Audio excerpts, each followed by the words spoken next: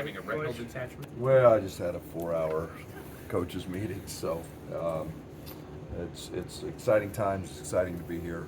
It's exciting to be talking about an outstanding player that in Terrence. Terrence is a guy that we know very well. It's been fun to watch him develop and go through his career. He visited here out of high school. He's obviously a young man from the in-state, so it's always nice to get them to come back home and want to come back home. So he's a very, very versatile player. He fits everything that we do. Excited about his athleticism.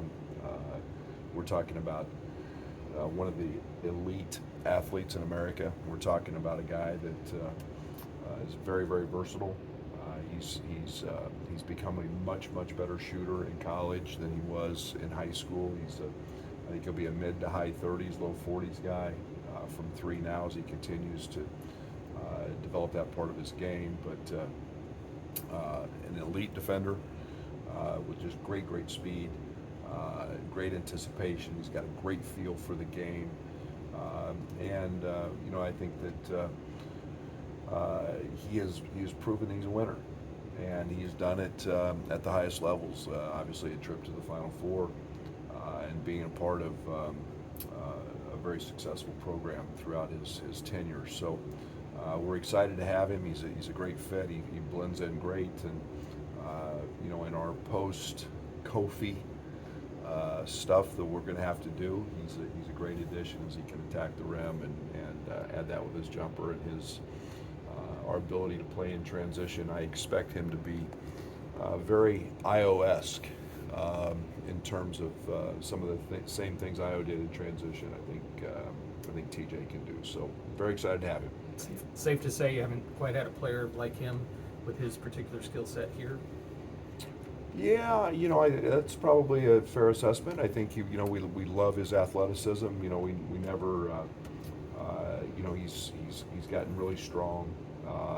He was a kind of a thin kid. As he's matured and grown in age, he's become physically very strong. So yeah, very fair assessment. I mean, an elite athlete. I think he's got a chance to be one of the outstanding athletes in the Big Ten, and not just in the Big Ten, but in the country. When can he get here? He'll finish his semester out, and he'll be here as soon as all that process administratively takes place. Coach, this has been kind of a multi-year project to get longer and more versatile on the wing. Can you just talk to that and how that fits the style that you'd like to play? Yeah, there's a great advantage in big wings, and we've been able to play a little bit smaller. We've gotten away with that with Kofi, but I look back at my Stephen F. Austin teams, my Oklahoma State teams. We had big wings, and they were great rebounders and very versatile. And if you're not going to have 7 foot 300 in the middle, you better figure out how to rebound and do some things. But the versatility that brings for us, what we do on the defensive side, it really excites me. And all these guys can guard multiple positions, and TJ's with his physicality, his understanding. He's been a part of elite defensive teams.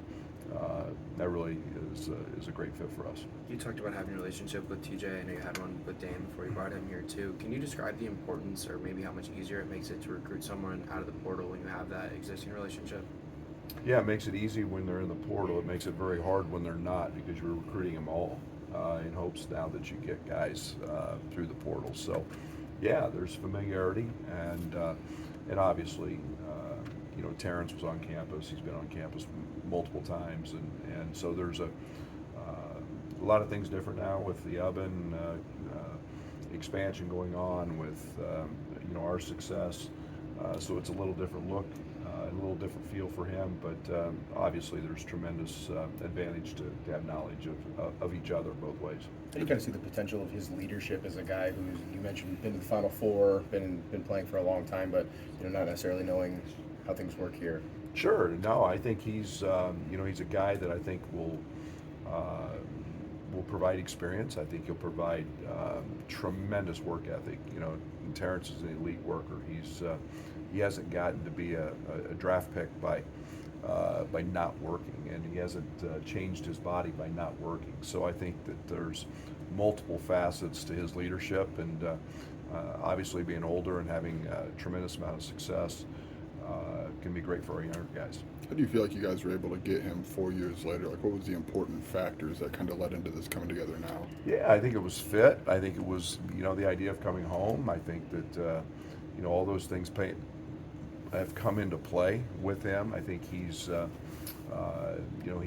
feels like our development can be terrific and help him get where he wants to go. He's ultimately chasing that next level dream. We had success with a guy that he knows very, very well in Io.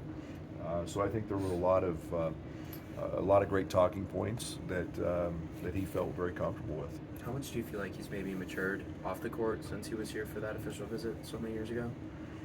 Well, I think he's developed in every aspect. I think maturity.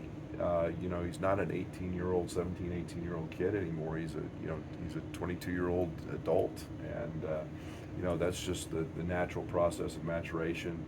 Obviously, his game's much better, but as a human being, you live through experiences, and he's done that, and he's had some really good ones when it comes to basketball. So we're excited to have that addition.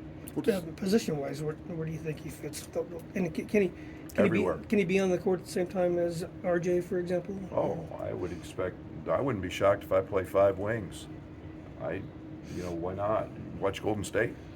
No centers in that league now. I mean, it's unless you're Joel Embiid or whoever. There's very few, so it's 5 wings and get big wings and let's go. And I don't know. We can throw a lot of different lineups out there. So I have no idea until I get them all together what that'll look like. But I know his versatility will be well received on the practice court. You said no idea. That said, how much are you planning and already have an idea what you want to do, and how tightly do you hold on to that without everybody together? I have a plan, but again, we're still not done. There's still another round of this to evaluate, and I'm a very visual guy. I can plan a lot of things, but until I actually see them on the court and gelling together and working together, I often have something in mind and I change it. And I'm studying a lot of film of some things that I think I like with this group, but again, until I actually can visualize that on the court in June or whenever that is, we had to do a lot of changing this year. So I can visualize it all I want, but until I actually see him on the court, we'll never know. Terrence was kind of that first wave of the portal there in March. How important is kind of patience in this process as you kind of work through visiting other schools and then coming here? Patience for us is everything. I say it all the time, character over characters, and it goes with talent and finding the right pieces. And to me, putting the puzzle together is something that you just don't jump at the first thing if it's not the right thing. And we've been very selective. We haven't had a ton of guys on our campus for that very reason. And this thing goes in waves.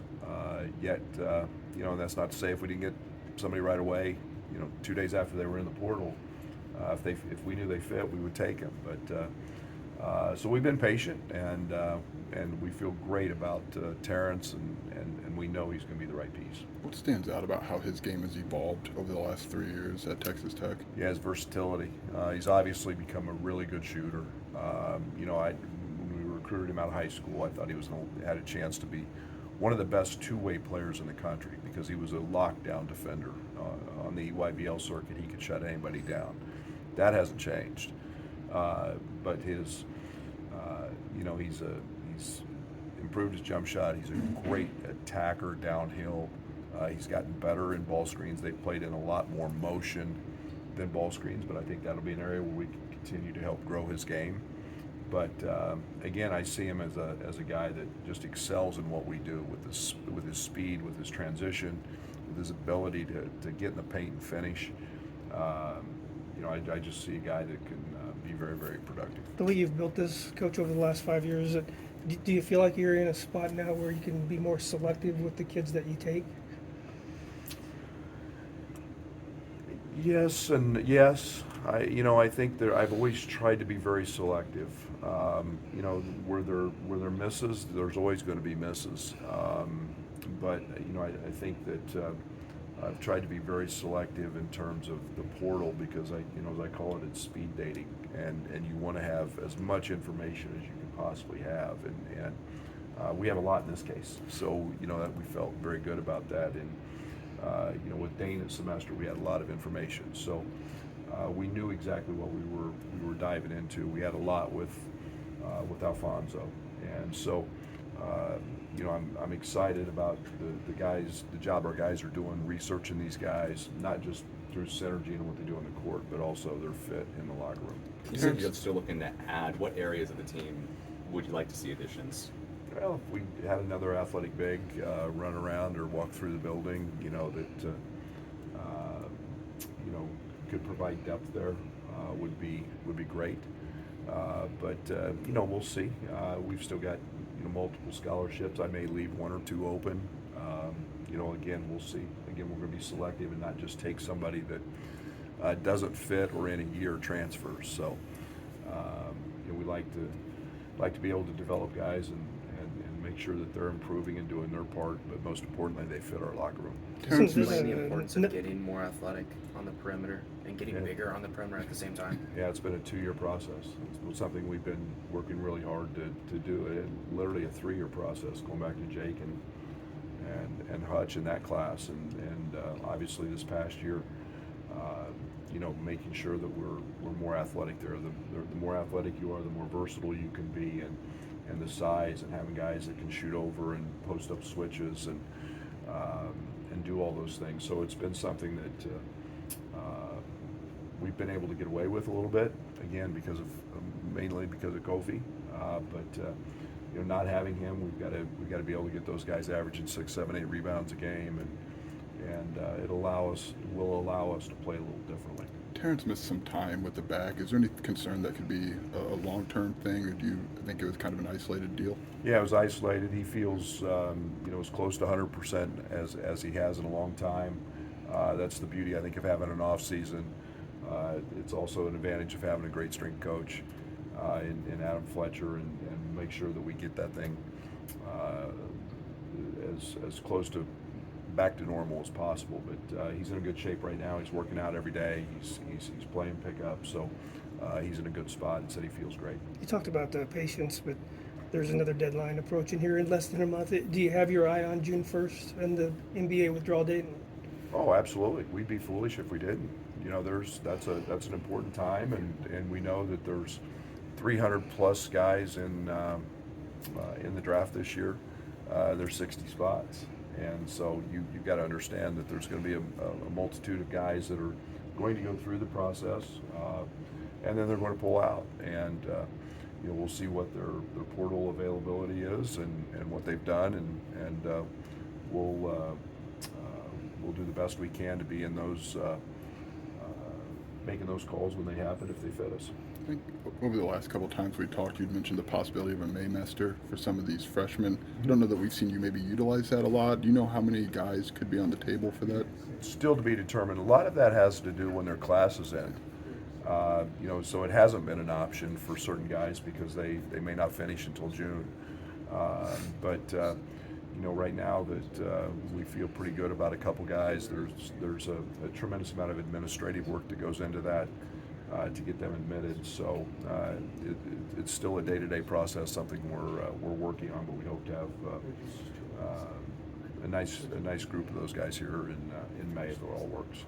And then I guess I know when we talked to Dane, he talked about training with Tim Anderson. He was a teenager, and then he had Sky and Terrence coming at DePaul, and he knows Ty Rodgers as well. In this kind of new era of player movement, how much does someone having that kind of network help you guys or pay dividends? Yeah, it's pretty big. Yeah, it's pretty big. You've got to have those connections throughout.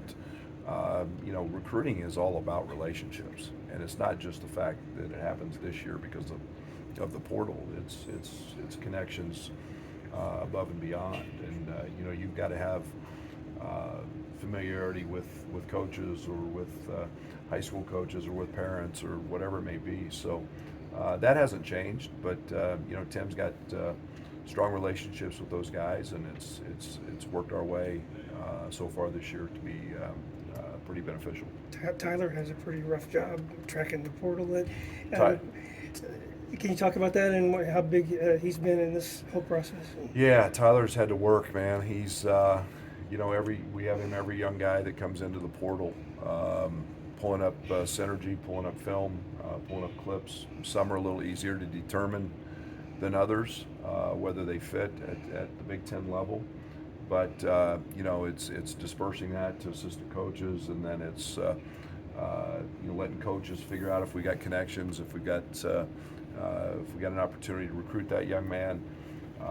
Then it's more film, and he's had to be very, very busy. But Patrick Biddle, our video guy, has been right there by his side, and so those guys have been grinding pretty good through 1,600 portal entries all year. But logistically, Brad, when you guys go to like kind of reimagine what your new style of offense, how do you do that? Like, I know you've done it before in the past. You and your coaches sit around and kind of say, this is what we've done here. Like, how much give and take back and forth, even though your roster still has some work to do? Yeah, I don't tie them in a lot yet. We've talked about how we want to play, so they know what we're looking for. But just the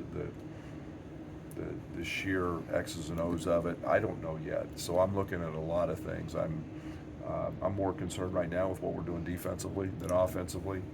How those changes might benefit us. I've gone back to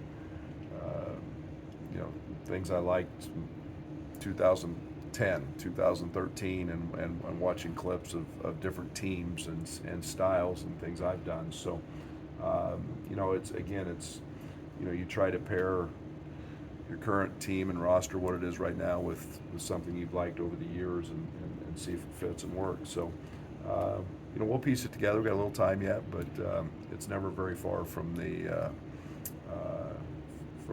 forethought of what we do every day. Can you explain how fun it is for you to be able to kind of go through and watch some of that stuff and reimagine how you're going to play in a new offseason?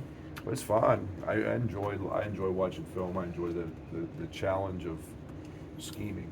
It's one of the things I love the most about coaching is doing that. But you've got to we can all come up with X's and O's, and we can all come up with this or that. But if it doesn't fit your team, and it doesn't fit what you're wanting to accomplish, it'll be all for naught. So until again, I'm visual, so I got to start to see it together on the court and how it looks. And we got 4 freshmen I'm excited about, and what their abilities are, and I haven't seen them wear the orange and blue practice jersey yet. So we'll continue to work with it and grow, but it is fun. Even with just 13 scholarships, the number crunching can get kind of complicated. Are you starting to get an idea of how many you're going to have to give in future classes? I don't know if I think we're in a new time. I used to worry about, okay, we've got 2 or 3 guys, and I think we're more in a time of